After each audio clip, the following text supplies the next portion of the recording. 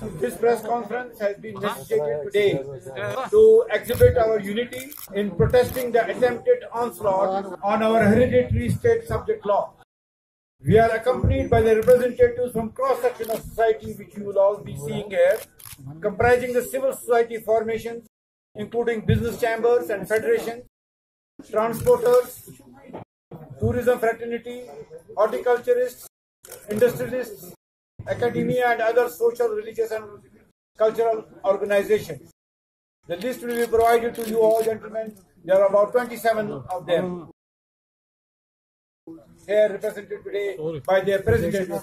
Our state subject laws have been under attack ever since the PIL was filed by RSS-backed NGO We the Citizen and admitted by the Supreme Court of India that challenges the validity of Article 35A of the Indian Constitution.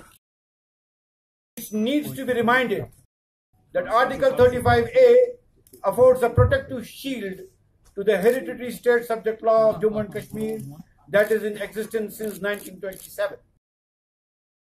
After admission of this petition, the Supreme Court also took cognizance of 4 other petitions filed by various groups and individuals and clubbed all these with the main petition.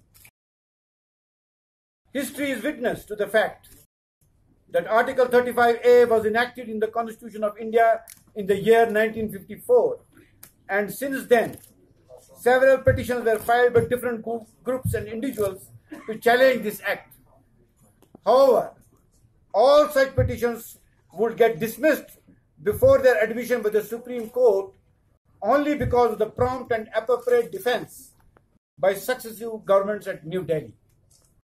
However, this time a situation has arisen when Government of India has bizarrely declined to defend their own provision of the Constitution, as it has not filed any counter to the said PIL.